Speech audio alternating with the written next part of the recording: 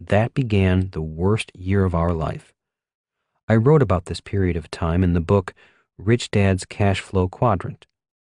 My mission was similar, but it had evolved.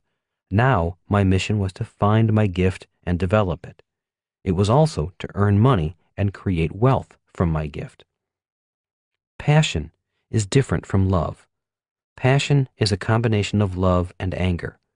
At that time, I was in love with learning and still angry at the school system. Taking my passion, Kim and I became students of education and how people learned.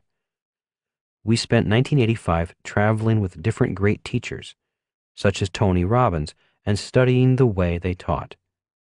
Once a week, we were helping Tony teach people to walk across 2,000-degree hot coals. It was a great education to help people go beyond their fears and their limiting thoughts.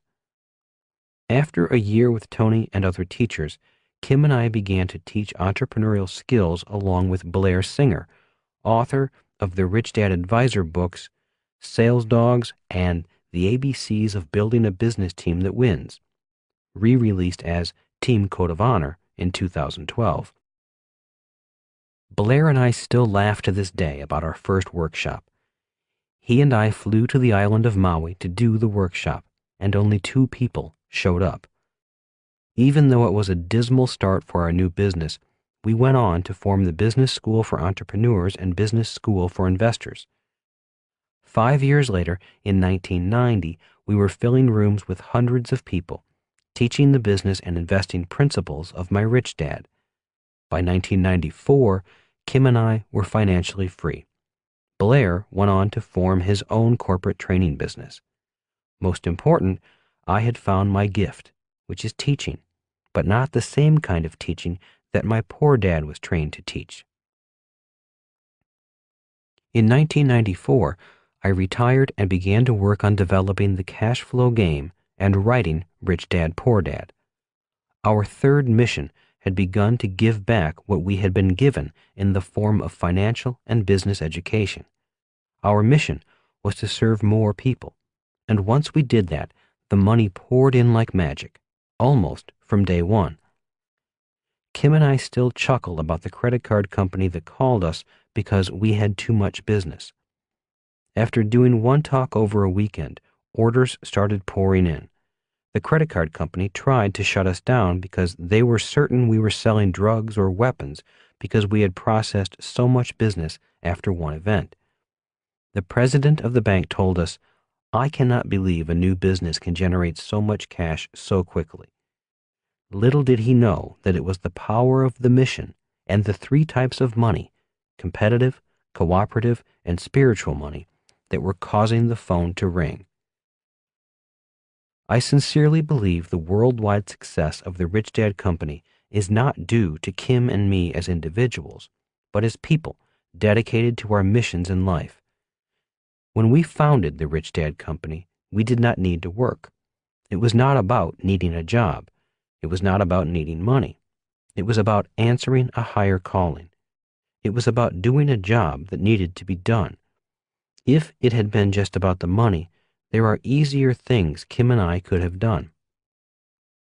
If our success was luck, then it was spiritual luck. There is no other way to explain it. There simply has been too much magic and too much good fortune to be attributed to merely the combined business skills of the 2 of us. Stephen Pressfield, in his book The War of Art, says, "A process is set in motion by which inevitably and infallibly heaven comes to our aid. Unseen forces enlist in our cause. Serendipity reinforces our purpose." Lance Armstrong says, "It's not about the bike." Your mission starts at your core. Before you quit your job, remember the 3 kinds of money and that one type of money is not better than the other.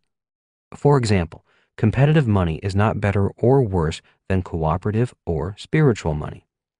Competition has its place in business. Competition keeps prices down and quality up. It keeps business people sharp and keeps us on our toes. Without competition, there would be fewer new products or life-changing innovations. Without competition, we would be approaching a socialist, centrally controlled type of economy. Without competition, there would be less need or incentive for entrepreneurs. If you are about to become an entrepreneur, your first mission is to master the BI triangle, especially the levels from cash flow up through product. If you do not learn the BI triangle and continually work on mastering the levels, and if you are not competitive, you might not survive. If you are not competitive, you will find it difficult to be cooperative and to work for cooperative money. In the game of business, it is tough being cooperative with poor people or poor companies. It's like playing football with a teammate who has a broken leg.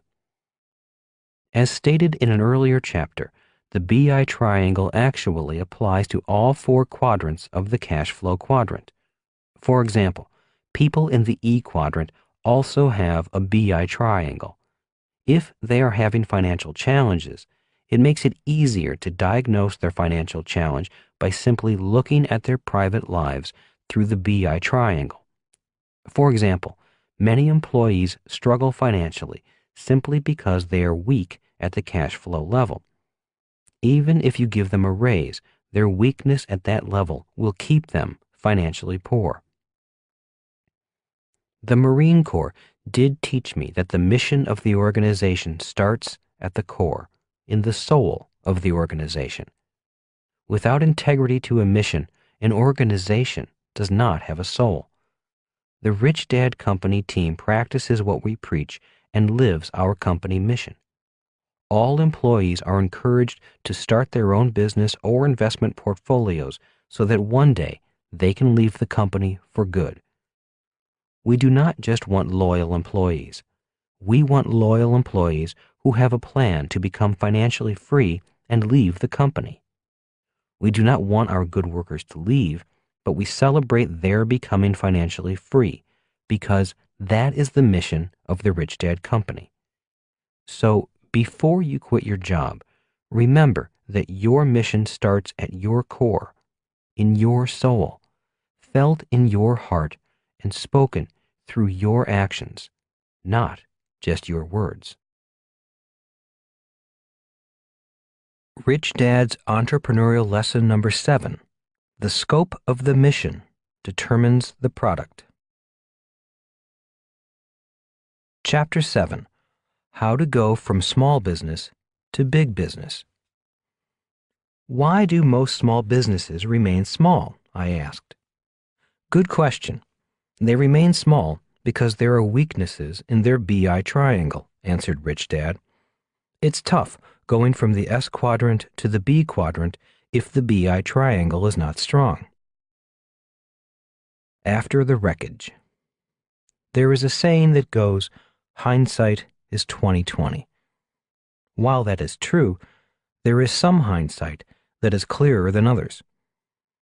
Visual aids such as the BI triangle and the cash flow quadrant not only helped me see forward when designing a business, but also assisted me in seeing backward. After the crash of my nylon surfer wallet business, having the cash flow quadrant and the BI triangle as visual aids was like having eyeglasses or a magnifying glass when combing through the wreckage of the business. It was obvious that success and incompetence wiped us out, yet there were deeper, darker factors that caused us to crash. Being honest with myself and looking at the cash flow quadrant, it became crystal clear why we crashed. The real cause was youthful arrogance. Having a successful business early in life was like giving a kid a Corvette and a 6-pack of beer and then saying, "Drive safely." In 1976, my best friend Larry and I were in the E quadrant, working for Xerox as salespeople. Because we were tops in sales, we thought we knew all the answers. In our business plan, we thought we could pull an Evel Knievel and jump the Grand Canyon on a motorcycle. That means we thought we would take a shortcut to the B quadrant. Instead of going from E to S, our plan was to rev up our motorcycles and jump from E to B. Instead of climbing down the canyon from E to S and then climbing up the other side from S to B, we decided to leap the canyon. Even Evel Knievel was smart enough to make the leap with a parachute attached to his motorcycle. We didn't. Instead of being Evel Knievel, we looked like Wile E. Coyote chasing the Roadrunner over the edge of a cliff and out into space before realizing there is nothing but air below his feet. Somewhere between 1978 and 1979, we realized we had nothing but air below us. We almost made it to the B quadrant. In fact, we touched the edge of it, but it was the weakness of our BI triangle that sent us crashing into the valley. It was not pretty, and it was painful. Today, every time I see a Roadrunner and Wile E. Coyote cartoon, I know how the coyote feels. Beep, beep. Crashes are good if you survive. Between 1979 and 1981, I felt like I was the NTSB, the National Transportation Safety Board, inspecting the wreckage of an airplane. My partners had moved on to other businesses, and 2 new partners took their place. One of them, my brother John, was a strong business partner as well as a tremendous moral support. Together, we went through the wreckage and rebuilt a new but smaller business. We went from B back to S. In 1981, our downsized company entered a joint venture with a local radio station. Together with the radio station, we created a merchandising brand named 98 Rock. The star product was a black t-shirt